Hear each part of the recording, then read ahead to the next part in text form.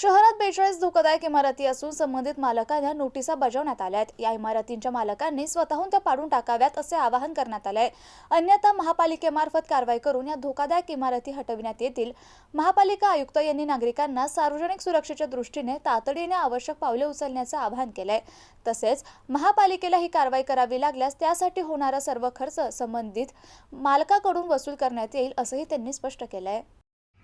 हिंदीमध्ये का मराठी? चालेल, मराठीत चालेल. हो, मराठीतच. Okay sir. सध्या शहरामध्ये जे धोकादायक इमारती आहे आणि त्याचं प्रमाण किती आहे आणि ते आता काढून घेण्याचं नागरिकांना आवाहन केलं की महानगरपालिका स्वतः काढणार आहे? वॉर्ड ऑफिसरची जी आम्ही बैठक घेतलेली होती त्यानुसार 41 आस्थापना आपल्या महापालिका परिसरामध्ये धोकादायक इमारती आढळून आल्या। या सर्व आस्थापना चालकांना आपण नोटिसेस देऊन त्या निष्कासित करण्याची सूचना दिलेली आहे।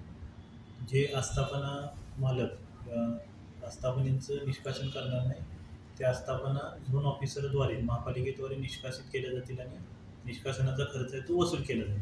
तर या सर्व धोकादायक इमारतीच्या आस्थापना चालकांना आमचं आव्हान आहे की त्यांनी तात्काळ प्रभावाने या आस्थापना निष्कासित कराव्यात आणि त्यासोबतच जे धोकादायक बॅनर आणि बोर्डिंग आहे त्याच्यावरती सुद्धा महापालिकेकडून कारवाई केली जाते।